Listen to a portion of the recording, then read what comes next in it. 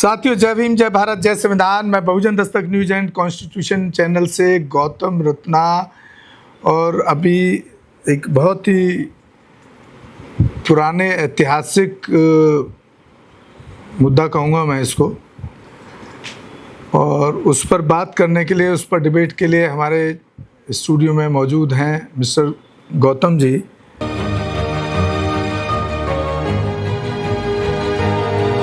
और वो जो मुद्दा है, वो चीज़ें आज तक भी आपको कहीं ना कहीं अंधविश्वास में ले जाती हैं, पाखंड में ले जाती हैं।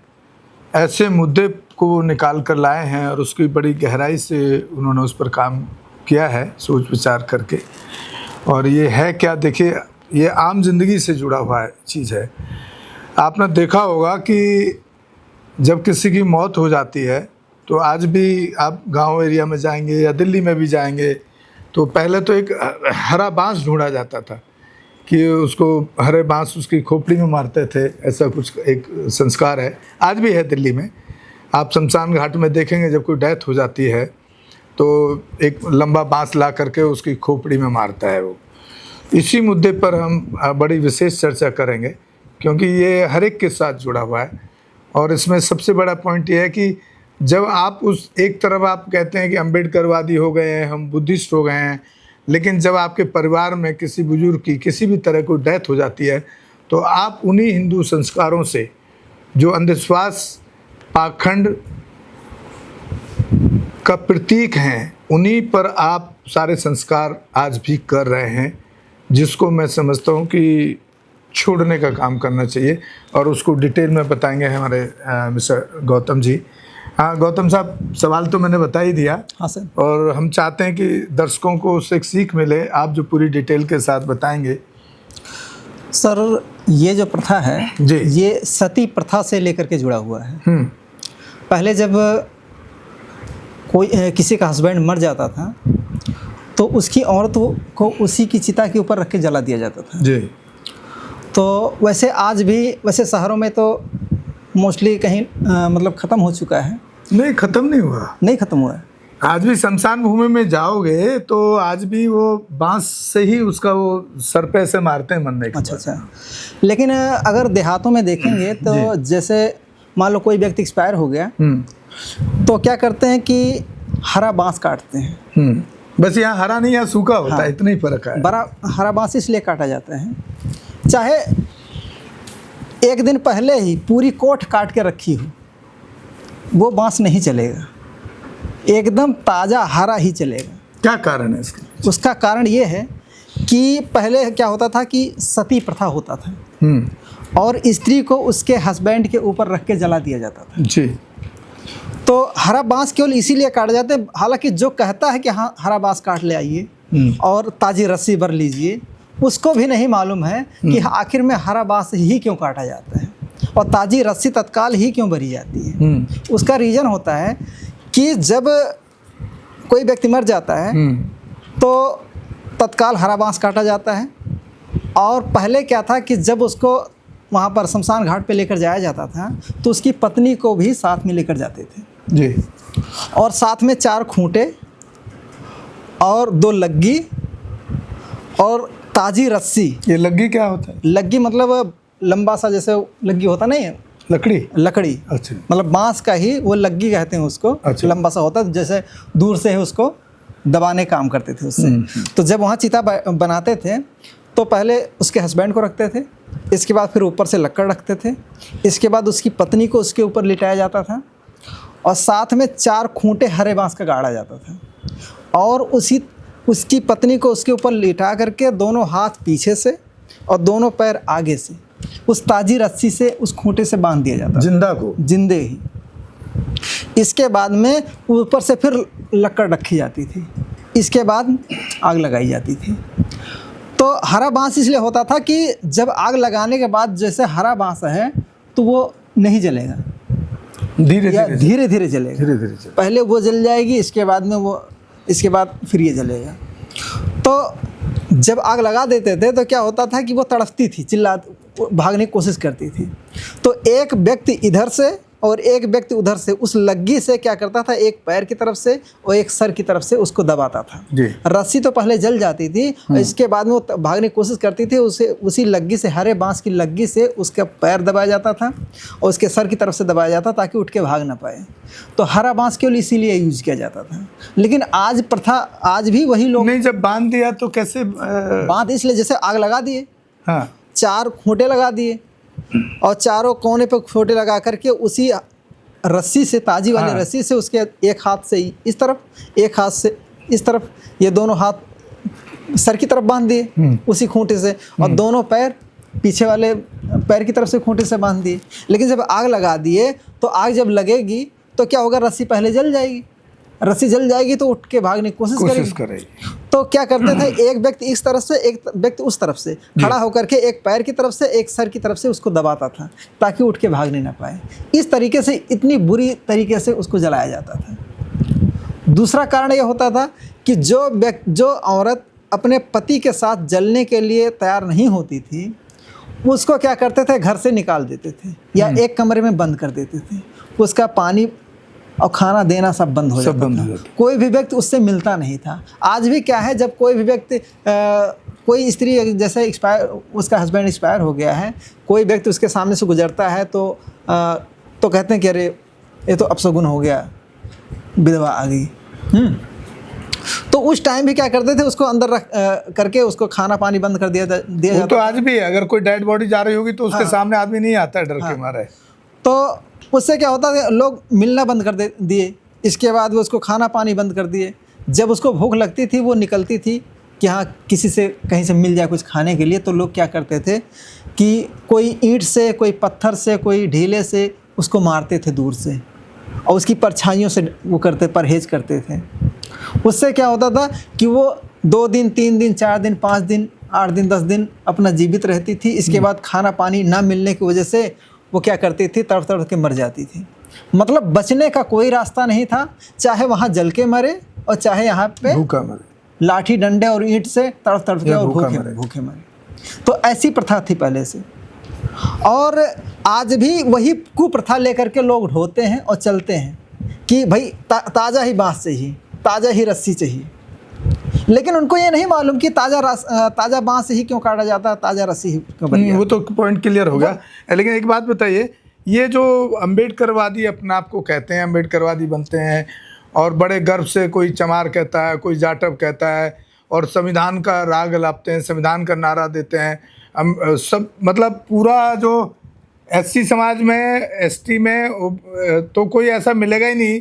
90% जो कहते हैं हम कट्टर अम्बेडकरवादी रात दिन चिल्ला रहे हैं। देखिए तो वो ये उस संस्कृति को तो ये भी ढो रहे हैं, ढो रहे हैं। क्यों ढो रहे हैं? देखिए सर, फिर कैसे अम्बेडकरवादी हुए? देखिए सर, हर धर्म 6-7 टाइप के धर्म हैं और हर धर्म अपने धर्म के प्रति कट्टर है। जैसे मुस्लिम धर्म है, उसकी प्रथाएं अलग हैं। वो जब शादी विवाह करता है, कोई कर्मकांड करता है तो अपने धर्म के अनुसार करता है। हिंदू धर्म अपने हिसाब से करता है, सिख धर्म अपने हिसाब से करता है। अगर हम अम्बेडकरवादी हैं यार, अम्बेडकर हैं, बौद्धिस्ट हैं, तो जब तक हम अपने धर्म के प्रति कट्टर नहीं होंगे तब तक हम किस तरीके से अम्बेडकरवादी हैं? हमारी लेकिन कट्टरवाद को तो बाबा साहब भी नकारते हैं। कट्टरवाद तो होना ही नहीं चाहिए। कट्टरवाद का मतलब ये होता है कि हम अपने धर्म के नियम के अनुसार हम काम करेंगे। हम जब तक दूसरे धर्म और के नियम के अनुसार काम करेंगे तो फिर हम अपने धर्म को कैसे स्वीकार करेंगे? जैसे आपका मतलब है कि जब भी इस तरह की चीज़ें आपके परिवार में, ज़िंदगी में आए, तो आपको, अगर आप बाबा साहब के फॉलोअर हैं, तो फिर आपको बाबा साहब ने तो बहुत दम दे दिया, उसमें तो क्या फिर है, बुद्धिज्म रीति से आपको करना चाहिए। बुद्धि रीति से करना चाहिए। प्लस क्या है कि जैसे ये हो गया, चाहे तेरही हो गया, चाहे श्राद्ध हो गया, चाहे और कोई ऐसे कांड हो गए, ये सब नहीं करने चाहिए, करना ही नहीं चाहिए, करना नहीं चाहिए। क्योंकि हमारे समाज में ही लोग क्या करते हैं, जब कोई एक्सपायर हो जाता है तो खुश होकर कहते हैं अरे अब तो पूरी सब्जी का व्यवस्था हो गया। हमारे खुश होकर के खुशी मनाते हैं। और मैं कहता हूँ वो 13वीं ना करके, यार इस पे खर्चा ना करके एक बच्चे को अडॉप्ट कर लें एजुकेशन के लिए, उससे किसी कर ले। बच्चे का और खर्चा उठा साथ लें में- एजुकेशन का, गरीब का। साथ में ये कहता हूँ कि जो तुम तेरही करना चाहते हो, एक्सपायर होने के बाद जिसकी तेरही होती है, वो पैसा उसके इलाज में, उसके खाने पीने के लिए लगा दो। चलो वो तो मर गया तो जिंदे के टाइम की बात हो गई ना, उससे पहले लगा दो। सर पता क्या होता है कि हमारे समाज में क्या होता है कि इलाज में कम और तेरही में ज़्यादा लगा देते हैं उसके। नहीं, मेरा मानना यह है कि इस तरह के जो ये हिंदू धर्म के जो ये उनके लिए तो हिंदू धर्म में ये संस्कृति कही जाती है, लेकिन मैं जहाँ तक समझता हूँ बौद्धिक रूप में और तर्कशील रूप में ये टोटली पाखंड अंधविश्वास है। इस तरह की पूजा और पाखंड में सम्मिलित रहना, और आप सम्मिलित हैं तो आप बाबा साहब की आइडियोलॉजी को बड़ा धोखा दे रहे हैं, नुकसान दे रहे हैं। तो अगर कुछ चीज़ें बुद्ध रीति के हिसाब से हो सकती हैं कि अंतिम संस्कार के टाइम आप भिक्खू को बुला लें, बर्थडे के टाइम आप भिक्खू को बुला लें, शादी के टाइम भिक्खू को बुला लें, तो जो पाली भाषा के जो श्लोक हैं वहाँ पर भी हैं, ऐसा नहीं है वहाँ पर नहीं है। मैं खुद बौद्ध धर्म से शादी कर चुका हूँ। फादर की डेथ में भी हमने उनका अंतिम संस्कार भिक्खू को बुला के बिल्कुल ब्राह्मण को वहाँ से भगा दिया था कि भाई हमको तुम्हारी ज़रूरत नहीं है। तो उस चीज़ पर आप फॉलो करेंगे तो तभी मैं कहूँगा कि आप एक सच्चे अम्बेडकरवादी होने का कुछ फ़र्ज़ निभा रहे हैं। अदरवाइज़ तो सिवाय धोखे के आप कुछ नहीं कर रहे। और जी हाँ बोलिए। एक चीज़ और कहना चाहूँगा सर, हाँ। कि देखिए वही समाज तरक्की करता है जिस समाज का गुणगान हमेशा गाया जाता है। हिंदू धर्म के अनुसार देखिए, ब्राह्मण कोई भी कर्मकांड करता है तो अपना प्रचार करता है। शादी करेगा तो अपना प्रचार करेगा, और हवन यज्ञ करेगा तो अपना प्रचार करेगा, कथा भागवत करेगा तो अपना प्रचार करेगा। और वो क्या करेगा, इस संस्कृत में श्लोक ही बोलेगा, उसका अर्थ नहीं बताएगा तुमको, पता ही नहीं होता है। वो भी उल्टा सीधा बोलता है, वो संस्कृत भी नहीं होती है। और इसीलिए मैं कहता हूँ कि सुबह अगर तुम कोई भक्ति गाना सुनना चाहते हो तो अपने धर्म की सुनिए। और मतलब कुछ भी का अभी तो बुद्ध पर, बाबा साहब पर, सब पे गाने और सब चीजें आ रही हैं। हमने खुद गाना रिलीज किया, 5 लाख रुपए लगाया उस गाने के अंदर। कास्टिज्म पे फिल्म बनाई है कि जो जातिवाद आज है। खैर बहरहाल एक बहुत अच्छा गौतम जी ने बहुत बड़ा पुरानी चीज़ों को निकाल के लाए और उन तथ्यों को पेश किया, उसके लिए उनका बहुत बहुत शुक्रिया, धन्यवाद। इसी के साथ साथियों आपसे विदा लेते हैं। आप हमारे दोनों ही channel Bahujan Dastak news and constitution को ज़्यादा से ज़्यादा शेयर करें, सब्सक्राइब करें, और हमारे फेसबुक और इंस्टाग्राम पेज को भी फॉलो करें, और हो सके तो चैनल को भी एक आर्थिक सहयोग करें। मैं यहाँ और थोड़ा डिटेल मतलब पिछले महीने का ही स्टूडियो का बिल 6,640 रुपये लास्ट टाइम हमने अपील की थी। हमारे एक डॉक्टर गौतम साहब बैठते हैं हमारी डिबेट में, बड़े हैरानी की बात है, वो 1 महीना उस अपील को किए हुए हो गया और मात्र 2 लोगों ने 10-10 रुपये का डोनेशन हमारे अकाउंट में भेजा। अब आप खुद सोचिए कि 10-10 रुपये के डोनेशन से 6,640 का बिल कैसे भरा जा सकता है।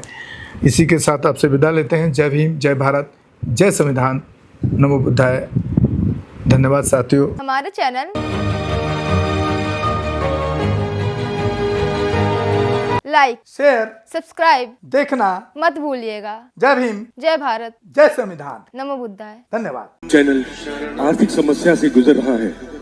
अगर आप बहुजन समाज में बाबा साहेब अम्बेडकर और तथागत बुद्ध की विचारधारा को अधिक से अधिक लोगों तक पहुंचाना चाहते हैं तो हमें आर्थिक सहयोग प्रदान करें, ताकि हम अपने चैनल के माध्यम से देश विदेश में समता, बंधुता, एकता और संवैधानिक अधिकारों को ज्यादा से ज्यादा लोगों तक पहुंचा सकें। आप अपनी सहायता राशि नीचे लिखे खाते में जमा करा सकते हैं।